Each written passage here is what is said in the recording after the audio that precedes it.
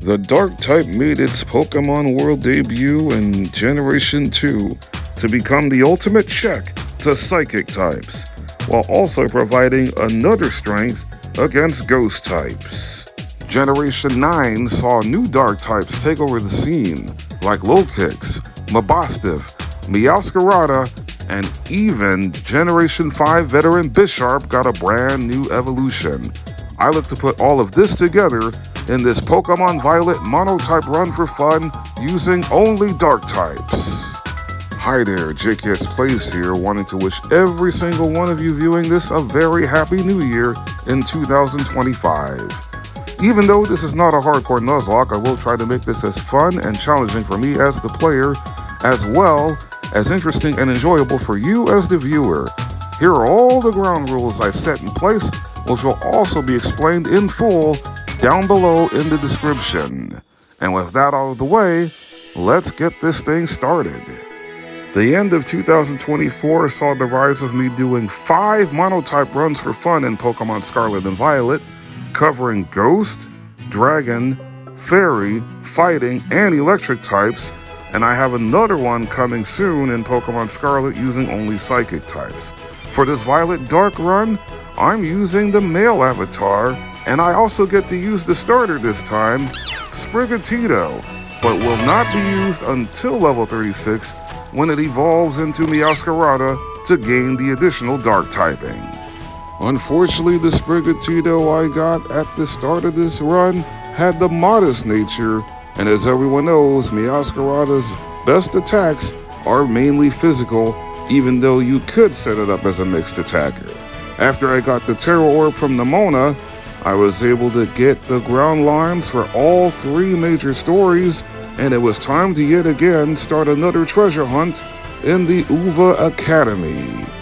Wanting to beef up my team of Dark types until I can start using the eventual Meowscarada, I hatched 5 eggs of Dark type Pokemon that are either Pokemon Scarlet exclusives or Pokemon Scarlet and Violet Indigo Disc DLC exclusives, starting with this Hisuian Quillfish. Egg number 2 hatches this Scraggy. The 3rd egg hatches this part Psychic type, NK. The 4th egg is a Pokemon Scarlet exclusive from the Sinnoh region, Stunky. And this 5th and final egg may be the most important one of the bunch. Another Pokemon Scarlet exclusive from the Johto region. It's not a Dark type now, but it will be by its final evolution, the pseudo-legendary Larvitar. But I wasn't done just yet, as I was able to catch 4 more team members in the wild, starting with my favorite Dark type of all time, at least its final evolution is, Houndour in the Inlet Grotto. I also was able to find one of the newest Dark types, Maschiff, along with an Eevee and a Murkrow. And after catching the Murkrow, Eevee gained high enough friendship while it was nighttime to evolve into Umbreon. After defeating 5 trainers in South Province Area 2 near the Cortundo Gym to get the TM for Aerial Ace, I taught it to Murkrow. And after finding a Dusk Stone behind the Montenevera Gym, I used it immediately to evolve Murkrow into Honchkrow. I guess it's safe to say that with a fully evolved Honchkrow, that this first gym battle against Bug Leader Cadian Cortundo would be an absolute cakewalk. All I simply did was click Aerial Ace 3 times, and this gym battle was already over, securing my first badge in this Pokemon Violet Dark only run. After all 3 of Katie's bugs were dropped like flies by the Aerial Nader, I next headed east to take on Stony Cliff Titan Cloth. For this battle, I started off with the Devastator, my Scraggy. I used Fake Out at the start to get a flinch and deliver some chip damage to the giant crustacean, before delivering a low kick and Drain Punch for healing to set up phase 2 of this bout, where I decided to start with Maschiff to drop an Intimidate and lower Cloth's attack stats. I subbed out the Barkinator and brought in Charminator, the Umbreon, who simply didn't attack at all. Umbreon's job was simply to neuter Cloth's attack stat even further with usage of Baby Doll Eyes and Charm to lower Cloth's attack all the way down to a -6. Since the second phase of a Titan battle in Scarlet and Violet is always a 2v1, I made Arvid's shoulder do all the work this time. And after Cloth's attack stat was completely lowered down, I had Umbreon use Thunder Wave to paralyze Cloth after its Anger Shell ability was activated. Umbreon's health was still in good standing despite taking a Rock Tomb and a super effective Rock Smash from Cloth during this bout. After Shellder scored the final KO with a Water Gun, badge number 2 was safely secured. Umbreon has the best defense stats of all the evolutions, so it felt good to showcase Umbreon in that regard, as I next headed to Artisan Town to go after my second gym badge against Grass Leader Brassius. Houndour the Incinerator makes its debut, setting up the sun with Sunny Day. But the first Pokemon Brassius brought out, Petalil, didn't use Sleep Powder, but went for a resistant Mega Drain instead, before getting chomped down by Houndour's Fire Fang. The same fate was in store for Smoliv as well, and I immediately terrestrialized Houndour into a Terra Fire type against Grass Tera Sudowoodo. Sudowoodo's only moves are Trailblaze and Rock Throw, the latter of which is super effective against fire types. I struck first with Fire Fang, taking off just over half of Sudowoodo's HP before Sudowoodo struck with Trailblaze. It struck for exactly half of Houndour's health, and now Sudowoodo is faster on the next turn, delivering another Trailblaze that thankfully got a low roll. Houndour lives on 5 HP and was able to deliver one more Fire Fang for my second gym badge victory. The first of what I'm sure will be many close calls during this run. Fire Fang has a 5% chance to miss, and if it did miss, I would have been forced to sub Houndour out for another Pokemon waiting in the wings. Thankfully, I didn't have to come to a substitution, and the obedience threshold level cap is now at 30. In preparation for my next badge, I evolved Houndour at level 24 to Houndoom, and even though I can't use my starter cat just yet, Sprigatito finally evolves into its middle stage evolution, Florigato. And nearby the Azado Desert, I added to my Dark-type family by getting a Sandile, another Pokemon with the Intimidate ability, joining Mischief, and it also has a pretty good nature, a speed-boosting Jolly nature. It was time to head over to the Team Star Dark Base for a mirror match against second squad leader Giacomo. I decided to put my newly evolved Houndoom to good use against Giacomo's first Pokemon, Poniard. Houndoom whiffed its first Fire Fang attack, and after taking an aerial ace from Poniard, the second Fire Fang was a straight-up one-shot. Setting up the battle with the second Starmobile, where I decided to drop not one, but 2 Intimidates on the juiced-up Revavroom, starting with Mischief. After the Starmobile lowered Mischief's special defense by 2 stages with Metal Sound, I knew a Swift was coming. That's why I brought Sandile in to take the hit, while dropping that second Intimidate to lower the Starmobile's attack stat to a -2. For the first time during this run, I brought in Stunky the Fumigator to use Screech twice, lowering the defense of the Starmobile to a -4 after taking 3 Swift attacks. The third one was a critical hit. The reason why I went with the Intimidate strategy in the first place at the start of the battle with the Starmobile was that the move Wicked Torque has a small percentage of putting a Pokemon to sleep on contact. After all the setup was done, I brought in Scraggy to pile on the damage, as this second Drain Punch turned the second Starmobile into a pile of garbage, sending it into the junkyard for my 4th badge.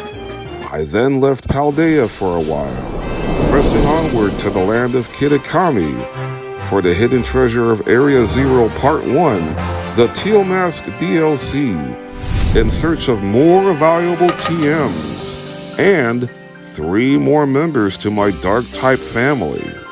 Starting with this one, the Violet exclusive star from the Galar region, the Electric type Morpeko. While checking Terra Raid dens to get league points, I got ambushed from behind by a Nuzleaf. And while getting the important TM for Earthquake, I got ambushed from behind again, this time by Sneasel, as I headed back to Paldea to challenge the Open Sky Titan Bombardier, who also just so happens to be a Dark type. Morpeko got a one-shot on the first phase with Thunderfang, which proved crucial considering this is the only Titan battle where you are not allowed to heal in between the 2 phases. I terastallized Morpeko for more juice, paralyzing the bird with Thunder Wave on the first turn. The AI of Bombardier foolishly chose to target the Zapinator with Torment instead of taking advantage of its rocky payload ability, which makes all its rock moves stab. All that stupid bird got was another Thunderfang for a one-hit KO by the Zapinator. I next bypassed Levincia town and headed straight for the lurking Steel Titan Orthworm, who immediately got torched by Houndoom's flamethrower. For the second phase, I was paired up with Arven and his Toadschool as I terastallized Houndoom again. This double-stab Terra-boosted flamethrower just missed out on another one-shot, enabling for Arven to get the final blow-in with Toadschool's Grass Knot after Orthworm set up a sandstorm. 2 straight Titans taken down, and now I have 6 badges. With the Obedience cap still at level 30, Sandile evolved at level 29 into Krokorok, a Pokemon that no doubt became a major impact player for this 3rd gym battle against the supercharged streamer Iono, a master of electric-type Pokemon. Sneasel got things going in the right direction by destroying Iono's first Pokemon Wattrel in a single hit with Ice Punch. I brought in Mischief the Barkinator to drop an Intimidate on Iono's second Pokemon Bellybolt, discouraging it from using Spark, a tactic that nearly backfired when Krokorok dropped another Intimidate, only to get stung by a powerful water gun that was also juiced up by the rain, which took off just over half of Krokorok's HP. The rain subsided as I brought in Stunky the Fumigator to put the enlarged amphibian on the clock with poison gas. However, Water Gun was still hitting for decent damage. After lowering Bellybolt's defense by 2 with Screech, another Water Gun brought Stunky down to 8 HP, forcing me to swap out the Fumigator and bring in Umbreon the Charminator. The poison gas was working, taking off a quarter of Bellybolt's HP as I had Umbreon use Dig, a 2-turn ground attack. And after more poison damage was done, the Dig took out Bellybolt and forced Iono to bring in Luxio. And this is where my strategic mind came up with the best plan possible for Dark-type survival against Iono. I had Umbreon lower Luxio's attack stat all the way down to a -6 by using Charm 3 times. And even though Luxio's 3rd Spark paralyzed Umbreon, I came prepared by giving this Dark-type evolution a Cherry Berry to instantly cure itself. After I hit Luxio with Confuse Ray, I subbed Umbreon out and brought back in Krokorok, even though its health is still at less than 50%. And considering Luxio's only other attack is the less effective Bite, which is also a Dark-type move, this is when I unleashed a move that I rarely rely on in Hone Claws, a setup attack that boosts your attack and your accuracy by 1 stage.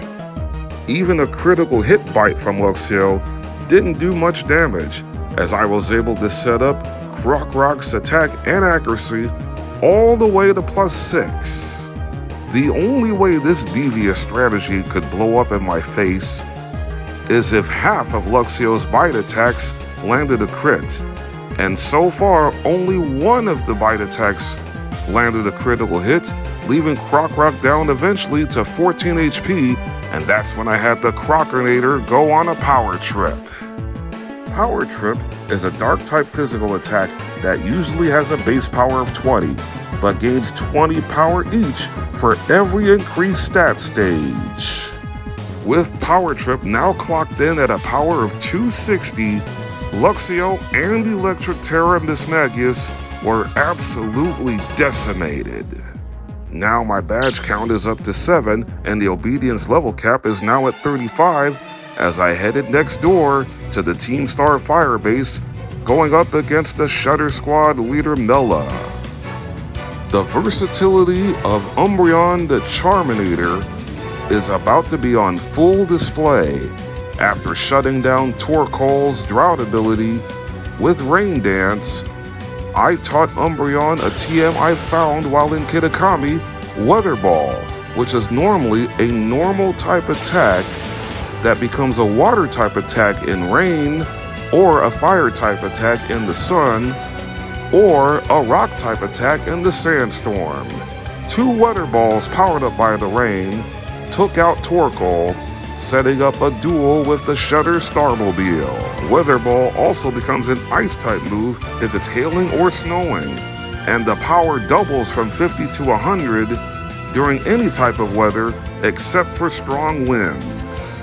After being burned by a nerfed Blazing Torque and taking an overheat that lowered the Starmobile's special attack by 2, Umbreon's first Weather Ball struck for a quarter of that large health bar. I had Umbreon use Charm a second time to lower the physical attack of the Starmobile to a -4, forcing the Revavroom to switch up its attack to Swift for extra damage, and the burn damage from Blazing Torque was starting to pile up. On the 8th and final turn of Rain, I had Umbreon strike with a third Weather Brawl that finally brought the Starmobile down to the red. And as I set up the Rain again, which is lasting 8 turns due to the Light Clay item, Umbreon got a gift when the Revavroom missed Screech. This last Swift attack only took off 2 hit points before Umbreon sealed the deal with this 4th and final Weather Ball to end the fight. And this was a satisfying win for all Evolution fans everywhere. Umbreon sweeping the Team Star Fire base for my 8th badge. Adding to my Dark-type family, I went ahead and caught the part Ghost-type Sableye, which will play a huge role down the stretch, considering Ghost-types are immune to one of the Dark-type's most crippling weaknesses, the Fighting types. And speaking of Dark-types, I evolved Maschiff to Mabostiff just in the nick of time to take on the Cascarapa gym leader Kofu and his water types. I put Mabostiff to work immediately against Kofu's lead Pokemon Veluza, who is also a psychic type. A pair of bite attacks eliminated that silly looking fish from the equation, and Mabostiff stayed in the battle to go up against Kofu's speed demon Wugtrio. Wugtrio can cause problems with Headbutt, a move that has a 30% chance to flinch. The second Headbutt did indeed flinch Mabostiff, but the third one thankfully didn't, and Mabostiff was able to score a second straight KO with Thunder Fang. The same move Morpeko used to its advantage to take down the Open Sky Titan. However, I brought Morpeko in the battle to unleash another move it learns by leveling up in Spark against Kofu's ace Pokemon, Water Tera Crabominable. I terastallized Morpeko into a pure electric type to eliminate its weakness to fighting, considering Crabominable has Rock Smash. 2 Sparks from the Galar Region Pika clone took Crabominable down, earning me my 9th overall badge and 4th gym badge, which raises the obedience threshold level cap to 40. And now it's time for 2 crucial evolutions. Officially beginning the second half of my Pokemon Violet's Dark-only run, I held my Nintendo Switch upside down, evolving Inkay with a rare candy to the Dark and Psychic type Malamar. The Instigator would not be the only evolution I would make. My most important move of this entire run was evolving the Dominator at level 36 into its final evolution, Meowscarada. The Grass Cat starter of Paldea, also upon evolution, gets one of the most broken moves in all of Generation 9, Flower Trick, a base 70 power grass attack that always lands a critical hit when it drops on the head of an opposing Pokemon. And with Barb Barrage now in the moveset of Hisuian Quillfish, I quickly evolved the Terminator into Overquill. Next up on my agenda of badge collecting will no doubt test my limits as a Pokemon trainer even further, going up against the Navi squad leader of Team Star, the venomous wielder of poison, Atticus. The Terminator was first up, lowering Skuntake's attack stat by 1 with Intimidate upon arrival, while also becoming my official Duke of Hazard setting. While taking neutral damage from Venoshock, the Terminator was able to lay down 3 layers of spikes. I then had Overquill go on the attack with the steel move Smart Strike, a move that never misses, and it took 3 Smart Strike attacks to get rid of Skuntank. Predictably, Atticus brought out Revivroom next, considering it has the ground move Bulldoze, so I countered with my own ground-type Pokemon in the Croconator, who set up Stealth Rocks, and despite the -1 in attack from Intimidate, Ironhead from Revivroom still struck for massive damage before it went down to a quad-effective Earthquake from Croc Rock, who I swapped out and brought in the Instigator, my Malamar, to square off against Muck. All the hazards took off a quarter of Muck's HP once it subbed in, before Malamar wiped out the rest with Psycho Cut. As Atticus called upon the power of the Navi Starmobile, as you can clearly see, the Starmobile also gets damaged by the Stealth Rock and 3 layers of spikes. However, this Starmobile is about to become a serious problem the second it poisoned Malamar with Noxious Torque. 2 Psycho Cuts brought the Starmobile down to a quarter of its HP, but a second Noxious Torque combined with the poison left Malamar at 9 HP before I made the conscious substitution and brought in Honchkrow the Alienator, who was not affected by the toxic spikes, but got poisoned anyway with a 3rd Noxious Torque. When the Navi Starmobile takes 2 hits, it releases toxic spikes due to its toxic debris ability. The only Pokemon in my party that had a Pecha Berry to cure itself from the poison was Umbreon, who ended up getting poisoned right back with yet another Noxious Torque. After getting hit by a second Noxious Torque, Umbreon still lowered the attack stat of the Starmobile by 2 with Charm before I made yet another substitution. My Dark types were on the receiving end of a brutal, nasty beatdown by this Starmobile, who has poisoned half of my team thus far. I then made the call to bring back in Croc Rock the Croconator, who also gets poisoned the second it stepped on the toxic spikes. A final Noxious Torque, followed by a -3 spinout, brought Croc Rock down to just 6 HP. However, not only Croc Rock holds, it got the final blow in with this devastating Earthquake to finally conquer this wretched Starmobile. Atticus fought the hard fight, but even with 4 Pokemon poisoned, my Dark types proved they were tough enough to emerge victorious for my 10th badge. After surviving the Team Star poison base with my entire Dark lineup intact, I headed up the Glaciato Mountain to pick up a Modest Mint that I fed Houndoom, before heading down to Medali Town to take on everyone's favorite everyday man, Larry, in pursuit of my 5th gym badge. Scraggy the Devastator made its return to action to go up against Larry's lead Pokemon, Komala. Komala was faster and hit Scraggy with a yawn, making the Devastator grow drowsy, and after striking Scraggy with a slam, Scraggy was put to sleep for a few seconds, considering I had the Devastator immediately wake up by eating a Chesto Berry.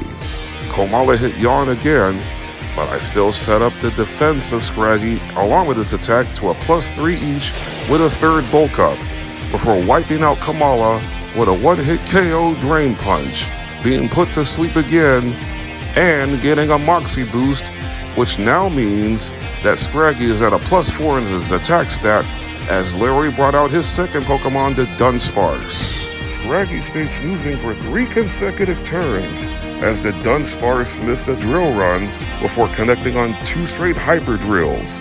And once Scraggy awoke from its slumber, the Dunsparce was done for once it took a +4 Drain Punch to its dome piece. Scraggy's attack stat was now at a +5 thanks to the 3 bulk ups and the 2 knockouts courtesy of Scraggy's Moxie ability.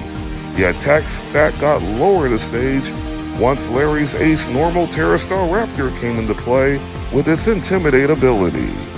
I also terrestrialized Scraggy into a pure fighting type before it took a still strong Aerial Ace from Staraptor. A +4 Drain Punch healed Scraggy all the way back up, and down goes Staraptor. Larry has been defeated. I now own 5 gym badges, and the obedience level cap has risen to 45.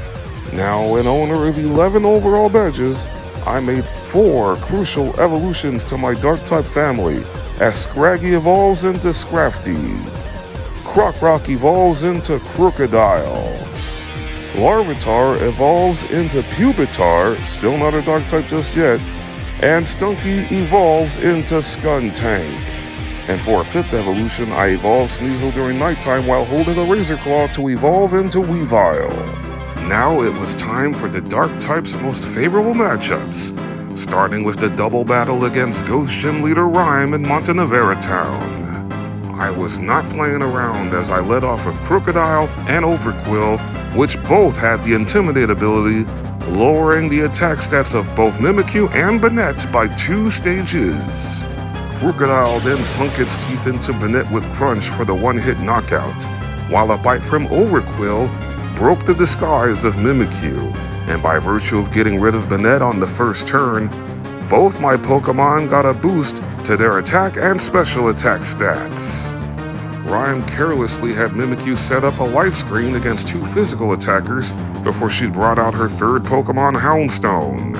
And because Houndstone's on the field, with the fairy move Play Rough, I terrestrialized Crocodile into a pure Dark type for some added power in destroying the dead doggo with a +1 Crunch. A second bite attack from Overquill was not enough to finish off Mimikyu, but it did take my favorite Pika clone from the Alola region deep into the red. And by virtue of the second knockout of the match, and terrestrializing Crocodile, both of my Pokemon got an Omni boost to all 5 stats, as Rhyme brought out her ace Pokemon, Ghost Tera Toxtricity, the low-key form, who was quickly disposed of by a +2 Crunch from the terrestrialized Crocodile, and the 3rd bite from Overquill finally eliminated Mimikyu for a relatively free gym badge victory. The obedience level cap is now at 50, but I wanted to go up 5 levels higher, as Psychic Gym Leader Tulip suffered an even worse fate, as I unleashed the fury of my starter Meowscarada on all 4 of Tulip's Pokemon, giving the Dominator a Scope Lens to hold, further boosting critical hit ratio. Meowscarada then proceeded to run through every single one of Tulip's Pokemon with 3 Night Slashes and a Shadow Claw reserved for Gardevoir. A one-sided gym victory for yours truly in a matchup that was tailor-made for Meowscarada. I added to my Dark family once again by getting the part Fairy type Impidimp, catching the Prankster in a Dream Ball. After finding the Fire Blast TM on top of Watchtower at Castleroyal Lake, I taught it to Houndoom, who one-shot the Quaking Earth Titan Iron Treads in both phases. My Dark types and I are on a warpath, as I now have 14 badges in tow. Still, greater challenges lie ahead. With 4 badges remaining, and the obedience threshold level cap now at 55, I finally evolved the Eradicator all the way to Tyranitar, the pseudo-legendary from Johto, gaining the Dark typing while still being a Rock type. I also evolved the Brinkinator into Grimmsnarl. And before heading back up the Glaciato Mountain, I evolved the Leafinator, the Nuzleaf, to Shiftry with a Leaf Stone. The final gym badge was at stake for me as I stood toe-to-toe against Ice-type Gym Leader Grusha. And my first Pokemon of choice for this bout was the Eradicator, terrestrializing Tyranitar into a pure Rock type against Grusha's first Pokemon, the Ice and Bug type Frostmoth, who does have Bug Buzz, a move that is super effective against Dark types. Frostmoth set up a Tailwind that will last for 3 turns, and after hitting a resistant Blizzard, Frostmoth got obliterated by a quad-effective +1 Rock Slide, considering I had Tyranitar use Dragon Dance on the first turn to increase its attack and speed. I subbed Tyranitar out and brought back in the Devastator, my Scrafty, to go up against Beartic. A battle of trading attacks was won by Scrafty, knocking out Beartic with a second Drain Punch, both also taking chip damage from a Sandstorm that was set up by Tyranitar's Sandstream ability. I kept Scrafty in against Grusha's third Pokemon, Titan, who struck first with Ice Spitter before it also got dropped by a now +1 Drain Punch due to Scrafty getting a Moxie boost. For the final duel, I subbed in Houndoom the Incinerator to square off against Grusha's ace Pokemon, Ice Tera Altaria. I made the call to not terrestrialize Houndoom as it unleashed Fire Blast for a powerful one-hit KO.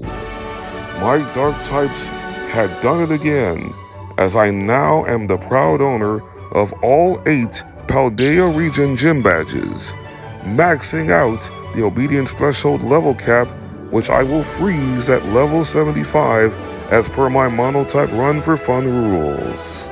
And since I have all the gym badges, I am now eligible to challenge the Pokemon League. But before that comes into action, I had Meowscarada the Dominator drop 2 critical hit flower tricks on the head of the false dragon Titan Dondozo. And as the giant whale-like catfish retreated back to the spot where an Herba Mystica was waiting for it, I hopped on Miraidon and attempted to chase it down, before realizing a split second too late that a shiny Marill popped up on screen and a pack with 3 more Marill and an Azumarill in the treacherous waters of Casa Royal Lake.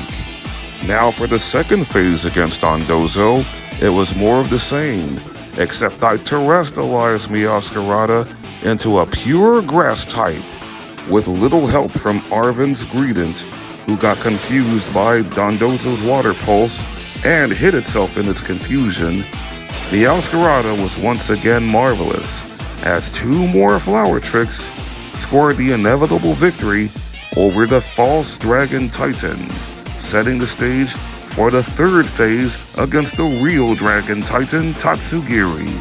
I subbed Meowscarada out in favor of Grimmsnarl the Prankinator, who delivered the flinch on the first turn against Tatsugiri with Fake Out. Arven's Greedent was useful in lowering the defense of Tatsugiri twice with Tail Whip, enabling for Grimmsnarl to get its first victory in the Pokemon Violet Dark only run with 2 Spirit Breaks, which has the added side effect of Tatsugiri's special attack stat being lowered by a stage each time. Look, one of my channel mascots decided to make an appearance in Lurantis. It was actually a Zoroark in disguise. After catching Zoroark, I headed over to Kitakami to catch a Vullaby, and headed back to Paldea again to meet up with the Open Sky Titan Bombardier at its hibernating spot, catching Bombardier in a Dusk Ball. And after another training mission, I evolved Vullaby into Mandibuzz. Dark types are at a disadvantage when dealing with Fairy types, and it was time to wipe the Rukpa squad off the map as I go up against Team Star Fairy leader Ortega. One of my unsung heroes during this run has been Overquill, as I chose to lead off the Pokemon that debuted in my favorite Pokemon game of all time, Legends Arceus, against Azumarill. Having Overqwil protect itself on alternating turns to gradually heal with the held item Black Sludge, I had Overqwil set up 3 layers of spikes and 2 layers of toxic spikes. Despite Azumarill's charm and one of its play rough attacks, lowering Overqwil's attack stat to a -3, Barbarage still connected for some nice damage before I protected on one final turn, which was a rude thing to do in Ortega's state of mind because Azumarill went down to the poison from the first Barbarage attack by Overqwil. I made a clutch substitution, subbing out the Terminator and bringing back in the Fumigator, now a fully evolved Skuntank. Ortega's next 2 Pokemon, Wigglytuff and Dachsbun, got poisoned the second they stepped on the toxic spikes that Overqwil laid out, allowing for Skuntank to knock out both of them with Venoshock, a move that doubles from 65 to 130 base power whenever the opposing Pokemon is already poisoned. I had another trick up my sleeve. As the Reckless Starmobile got its special defense lowered by Skuntank's Acid Spray by 2 stages, it used Confuse Ray, which Skuntank shook off by eating a Persim Berry. And after using Acid Spray one more time, the Starmobile special defense was at a -4. Skuntank then earned the victory with the base 120 power special attack in Belch, a move that only works if the user had previously eaten a berry in the battle. My Dark types took down one of its biggest weaknesses, as I now headed over to the Bamboo Forest of North Province Area 2 to find myself a Bisharp. But not just any Bisharp, it had to be in a pack with 4 Pawniard. And after using an Ultra Ball to catch this Bisharp, which I nicknamed Kingsnader, I got exactly what I wanted, as this Bisharp was holding the leader's crest. It also came with the Defiant ability, which means Bisharp gets a +2 in its attack stat when any of its 6 individual stats are lowered by the opposing Pokemon. Now it was time for the matchup that I truly feared the most. As everybody knows, fighting is one of the Dark type's most crippling weaknesses. And this is by far the toughest of all 5 Team Star bases, as I stand toe-to-toe against Cap Squad leader Airy. Even though I brought with me a team of 6 Dark-type Pokemon, all with secondary typings that make the fighting moves hit neutrally, and a Ghost type that makes fighting moves ineffective, it still was not a given that I was going to come out of this fight unscathed. I chose to lead off this bout with Overqwil the Terminator to do combat against Airy's first Pokemon, the part Poison type Toxicroak, dropping an Intimidate on Toxicroak to lower its attack stat by 1 stage. Overqwil was only here to set up a flurry of hazards, 3 layers of spikes and 2 layers of toxic spikes, which will not affect either the Starmobile or the part Steel type Lucario. I also had Overqwil use Protect on every alternating turn while setting up the hazards, gradually healing HP every turn with Black Sludge, a held item that damages other types but heals poison types only. After the second layer of toxic spikes was laid down, I had Overqwil Protect one last time, making sure it had good HP if I needed to use it again during the battle, before swapping Overqwil out in favor of Sableye the Ghoulinator. After dodging Brick Break due to Ghost immunity, Sableye destroys Toxicroak in 1 hit with a quad-effective Zen Headbutt, also revealing that Sableye has the Leftovers held item to gradually heal. I swap out Sableye in favor of Bombardier the Storkinator to lay down another set of hazards, Stealth Rock, as Lucario entered the battlefield for Airy. After Lucario's Aura Sphere struck Bombardier, I subbed the Ghoulinator back in to take the next one without being hit at all. Lucario then switched up its attack to Dragon Pulse. Then I had Sableye use Skill Swap to give Lucario Sableye's stall ability, ensuring that Lucario will move last on every turn as long as it's still on the field, allowing for me to bring in a safe switch for Skuntank the Fumigator. Skuntank then unleashed Flamethrower that took Lucario deep into the red, and after taking another Aura Sphere, Skuntank's second Flamethrower put Lucario down for the count, forcing Eri to sub in Passimian next. And this is why I set up all those hazards, as Passimian took damage from both the 3 layers of spikes and Stealth Rock, while also being badly poisoned. As I subbed Sableye back in, Passimian already lost a quarter of itself before I called for the next attack due to taking poison from the toxic spikes laid down by Overquill. I had Sableye use Detect on the next turn, so that Passimian took more toxic damage. Considering that I laid down 2 layers of toxic spikes, it acts the same way as a Pokemon hitting the opposing Pokemon with toxic, meaning that the damage doubles every turn until that Pokemon faints. I subbed in my second different flying type Mandibuzz to take a resistant Seed Bomb and protect it, knowing that Passimian was going to switch up to close combat. Then I wisely brought Sableye back in to abuse Ghost Immunity once again, and Passimian went down to the poison from the toxic spikes. The final Pokemon before the Starmobile is Annihilate, who suffers the exact same fate as Passimian. I kept Sableye in to deal with the Rage Monkey, using Skill Swap again to give Annihilate the stall ability after taking an Ice Punch. After getting constant healing with leftovers, I made Sableye protect itself by using Detect on the next turn, and after seeing Eri's animation, it told me I did a pretty good thing, because Sableye protected itself from Annihilate's signature move Rage Fist. Feeling opportunistic, I had Sableye go on the aggressive with the super effective Zen Headbutt, taking Annihilate down to the red and miraculously scoring a flinch, providing me and my Dark types one of the biggest breaks of this run, allowing for Sableye to gradually heal up again with leftovers, and just like Passimian before him, Annihilate succumbs to poison, leaving Eri with only the capped Starmobile left to lean on. More often than not, Eri's juiced up Revavroom loves to set up its attack and speed by using Shift Gear, so I brought out my third different flying type in Honchkrow to counter it.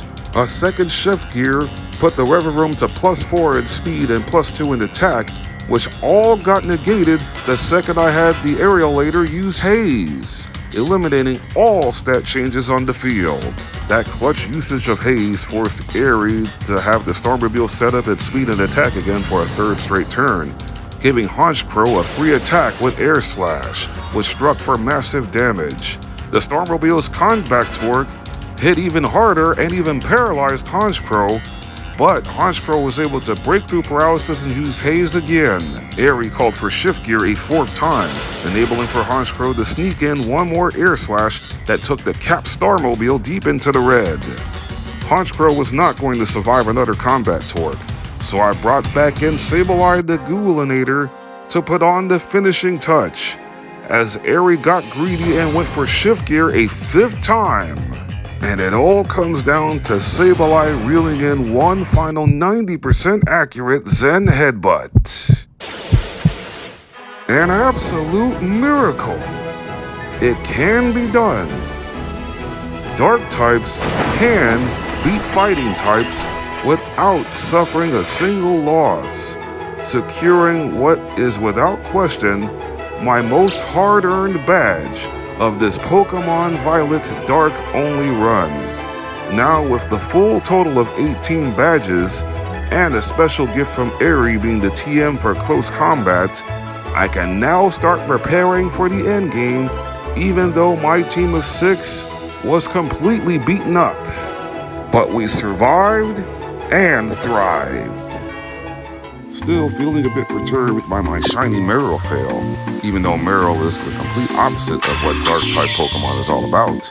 A mass outbreak opened up near Alphanata Town, so I made a Dark Level 2 Encounter Power sandwich, as I now aim to get a shiny Dark-type.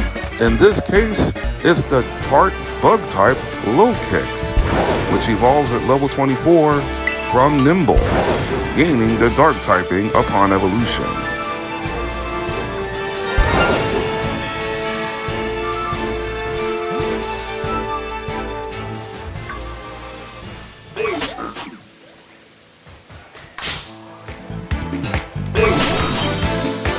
On just my second sandwich attempt, and less than an hour of searching, shiny Low-Kicks finally arrived, as I made the catch in my favorite Pokeball of choice, the Luxury Ball.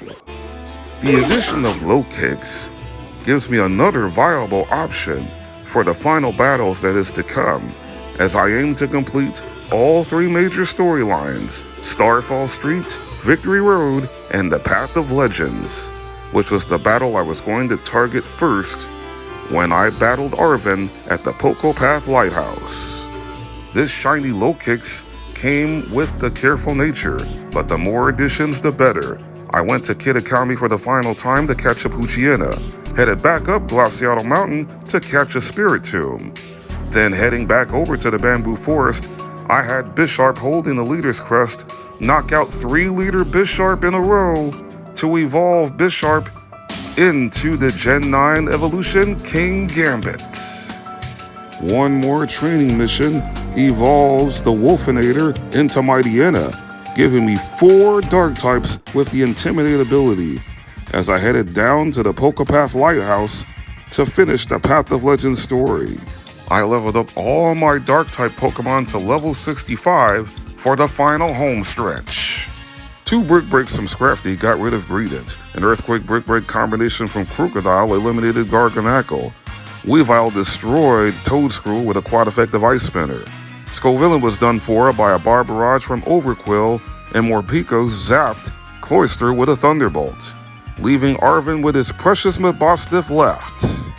I had to do a little switching around by starting off with Crocodile to lower Mabosstiff's attack down to a -1 with Intimidate, which Mabosstiff did the same to Crocodile. So I subbed the Crocodinator out and brought in Houndoom the Incinerator to weaken Mabosstiff with a Flamethrower, which was sandwiched in between 2 neutral play roughs that left Houndoom with 29 hit points. Then I subbed the Crocodinator back in to finish off the rest of Mabosstiff's health with 1 more Brick Break. And with that, my Dark types and I are still undefeated thus far, as the Path of Legends storyline is officially completed. Next up, the Starfall Street Saga, as I headed back to Uva Academy. Going up against Director Clavel at the Uva Academy entrance, it gave me the perfect chance to show off Low-Kicks, my shiny Swarminator, to go up against Oranguru. And as the old saying goes, you never get a second chance to make a first impression. With Oranguru out of the match, it gave me another opportunity to show off Morpeko's signature move, which I wasn't able to do in my Violet Electric only run, as Gyarados got completely taken out of the equation with Morpeko's Aura Wheel. The rest of the battle against Clavel was pretty much academic, as Houndoom, Crocodile, and Malamar made quick work of Clavel's next 3 Pokemon, and after taking a solid Earth Power from Skeleturge, Tyranitar sealed the deal with a double-stab Terra-boosted Stone Edge. Once again, I led off with my shiny Low-Kicks to go up against Penny's team of evolutions, starting with Umbreon. Immediately, Low-Kicks struck with First Impression, a base 90 power bug priority physical attack that only works on the first turn, before knocking out Umbreon on the second turn with Lunge. A critical hit Stone Edge from Tyranitar took out Flareon. A critical hit Flower Trick from Meowscarada dropped Vaporeon. A combination of Ice Spinner followed by a Poison Jab from Weavile did Leafeon in. And Crocodile eliminated Jolteon with an Earthquake. And now Penny was down to her last evolution, a Pokemon that can rip through my Dark types if given the chance, in the Fairy Tera Sylveon. So my only recourse was to counter with King Gambit, a Dark and Steel type that takes neutral damage from Fairy type moves, but unfortunately for Penny, I caught this King Gambit as a Bisharp with the Steel Tera type. A now resistant Moonblast only took off a quarter before Sylveon was absolutely wrecked by King Gambit's double-stab Tera-boosted Iron Head. My destructive Dark types and I have emphatically closed down Starfall Street, and now it's time to once again enter the Victory Road with 7 important battles still left on the agenda.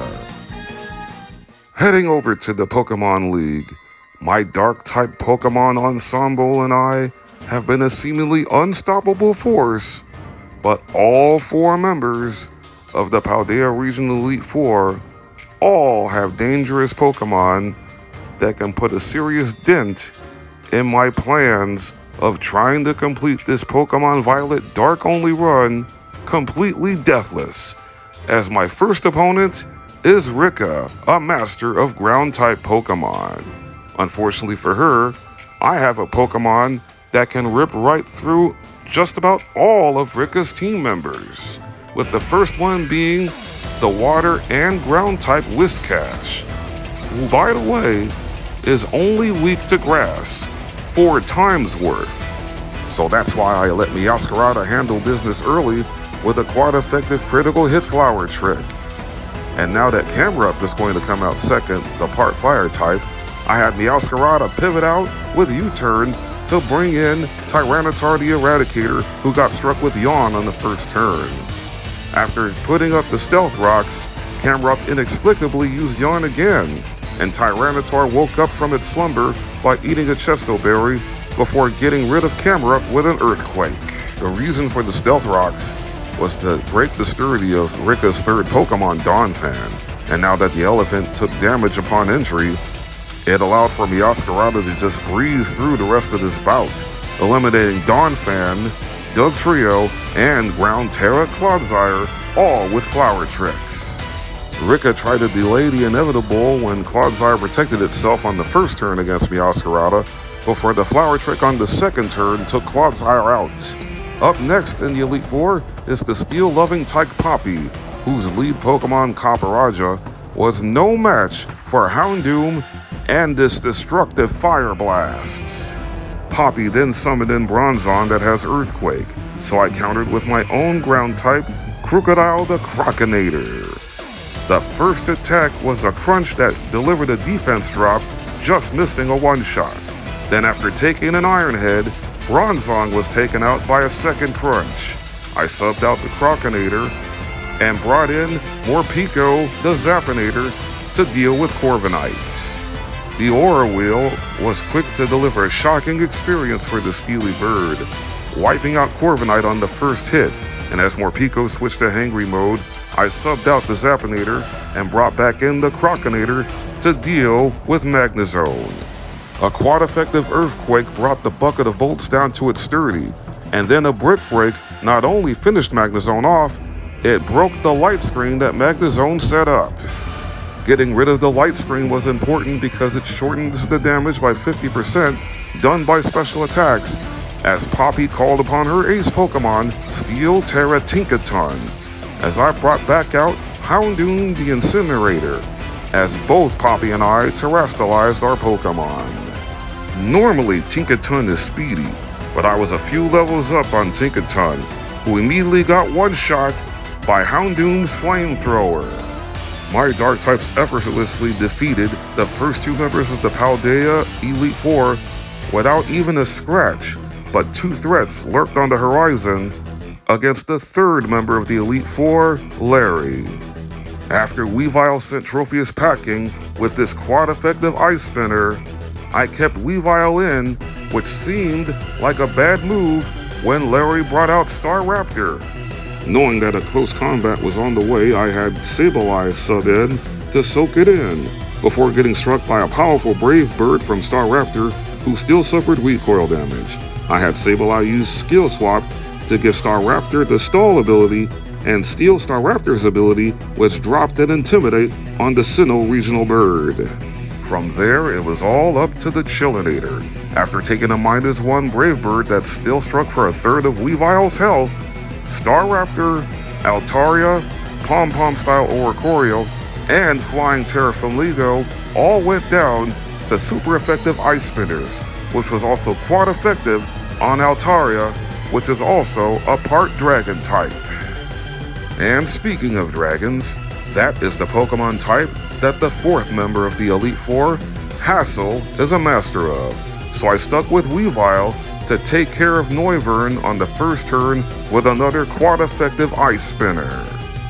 Not to my surprise, the next Pokemon Hassel sent out was the mold-breaking Haxorus.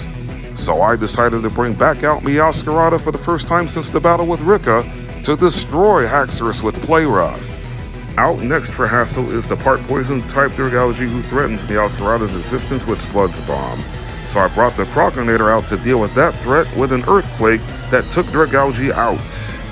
The part grass type Dragon Flapple came out fourth. So I summoned in Swarminator the shiny Low-Kicks, who immediately eradicated Flapple with the priority super effective first impression. And finally, Hassel was down to his ace Pokemon, the Gen 9 pseudo-legendary Dragon and Ice-type Baxcalibur, which has a powerful attack stat. That's why I led off with Crocodile to drop an Intimidate and lower that attack stat down by 1, as Hassel terrestrialized Baxcalibur into a pure Dragon type. I subbed Crocodile out and brought in Grimmsnarl to take the first of what ended up being 3 Icicle Crash attacks from Baxcalibur.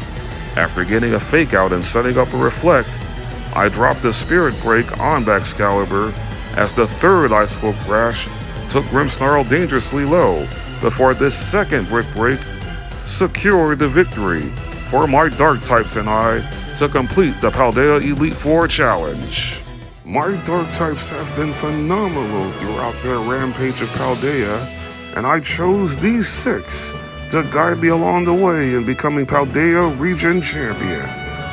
Tyranitar the Eradicator wearing an Assault Vest. Houndoom the Incinerator holding a piece of charcoal. Morpeko the Zappinator wearing a muscle band.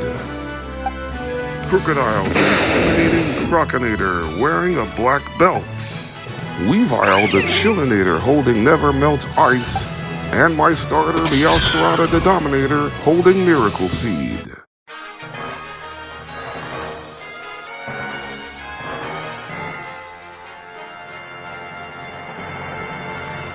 The main reason why I led off with Tyranitar against Gita's lead Pokemon Espathra that has the fairy move Dazzling Gleam is because Tyranitar has a very solid special defense stat, and its Sandstream ability, which also sets a Sandstorm up, further boosts Tyranitar's special defense stats, as Dazzling Gleam barely did much now that Tyranitar is also holding the Assault Vest.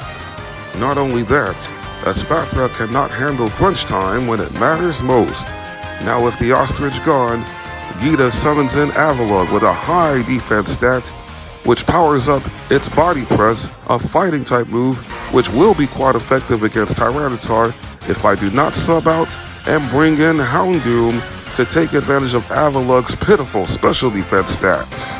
Houndoom's Flamethrower engulfed the iceberg in flames it will not recover from. Next up for Gita is her own King Gambit. So I brought out the Croconator to drop an Intimidate, lowering King Gambit's attack stat by 1, before King Gambit went down to the combination of Earthquake and Brick Break. Go-Goat with Horn Leech and Play Rough forced me to swap out Crocodile and bring in Weavile to destroy Go-Goat with Ice Spinner. A giant crack in Gita's armor was starting to show the moment Veluza got ran over by Morpeko's Aura Wheel.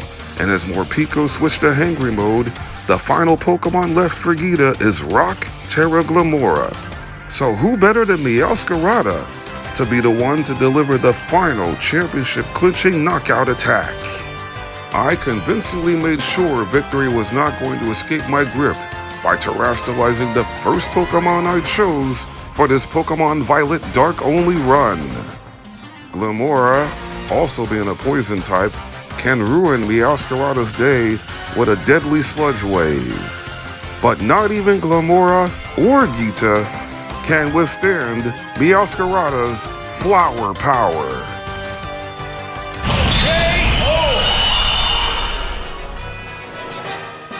A truly devastating blow that even moved Geeta to the point of giving me her own standing ovation, as my Dark types and I are crowned champions of the Paldea region. Only 2 battles remain in this run. Now it's time to show all of Paldea just how cool Dark-type Pokemon truly are.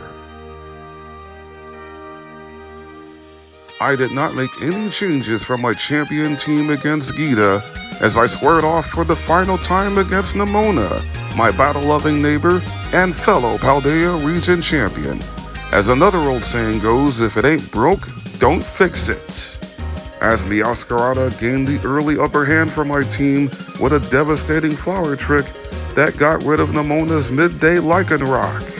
I slapped a Choice Scarf on Crocodile to ensure it would move faster against Nemona's Pawmot, who promptly got sent back into its Pokeball after its world got rocked by Crocodile's Earthquake. Up third for Nemona was Goodra, a strong special defensive dragon type, but it is weak on the physical side, evidenced by this awesome Ice Spinner from Weavile.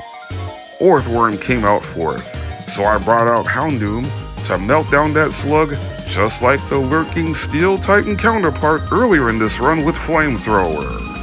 Nemona's 5th Pokemon is the Dunsparce, so I sent out Tyranitar to go up against that triple segmented snake, setting up its defense by 2 stages with Iron Defense, but the Dunsparce decided to increase its stats with Coil before I unleashed Body Press, then finishing off the Dunsparce on the 3rd turn with Earthquake. Shockingly, the Dunsparce didn't go with the ground move Drill Run and opted to use Dragon Rush on the 2nd turn, but the Dunsparce is gone. For the final showdown against Nemona's final Pokemon, I chose Morpeko the Zapinator to finish things off with a bang against Nemona's Pokemon that she had to choose after I picked Sprigatito, Quaxly's final evolution Quackavole. With Morpeko now holding a Life Orb, Nemona's goose was cooked.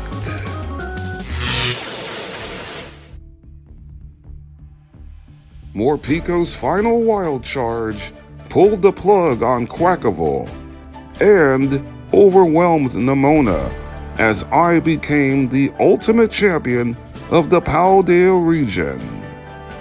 As Nemona shakes hands with me, this concludes the Victory Road storyline, but still, one final battle remains to test the worthiness of my Dark-type Pokemon. In what has been, without a doubt, my most challenging Monotype run for fun I've done so far in Generation 9, I have reached the climax of this Pokemon Violet Dark only run, with this one final battle that is coming right here at the Great Crater of Paldea, as I join Nemona, Arven, and Penny, along with the box legendary Miraidon, heading down to the deepest depths of Area Zero for the way home story to go up against Professor AI Toro and his awesome array of future Paradox Pokemon. This final fight has a slew of unfavorable matchups, having to go up against the likes of Iron Hands, Iron Thorns, Iron Bundle, and of course Toro's ace, the fighting and fairy type Iron Valiant. Still, my Dark types and I have overcame every obstacle thrown at us, and this is no doubt the largest hurdle we have to jump over, as Toro's first Pokemon is Iron Moth.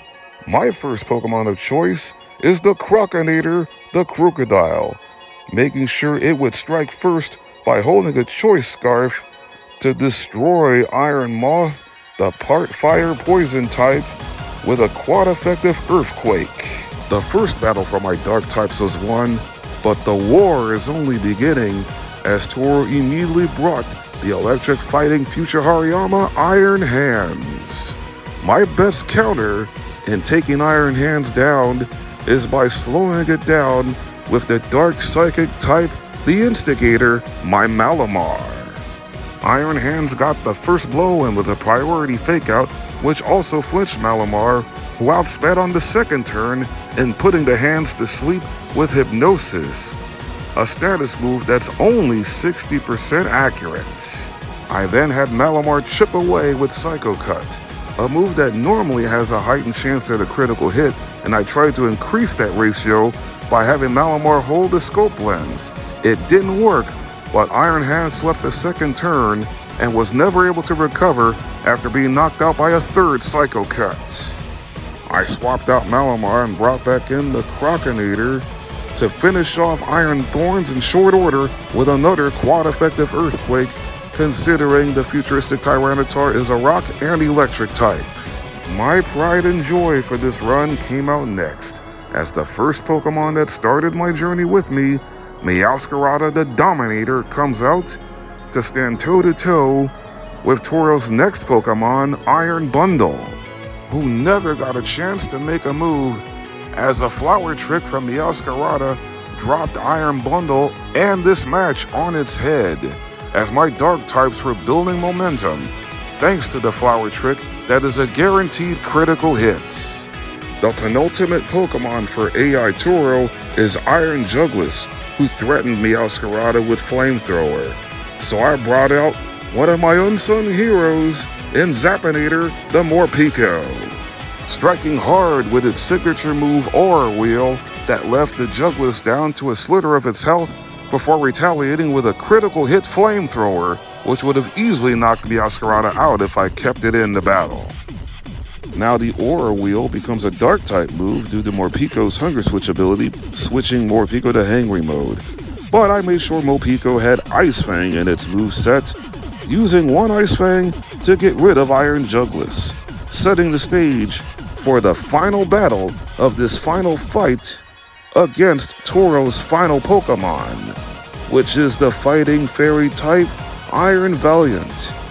My best recourse in finishing off this fight was having Crocodile lead off and drop an Intimidate on the futuristic fusion of Gallade and Gardevoir, who immediately gets its best stat heightened by holding a booster energy, activating its Quirk Drive. But I never thought in my wildest imagination that Iron Valiant's special attack got heightened instead of its phenomenal attack stat, considering it was already lowered the stage by Crocodile's Intimidate ability.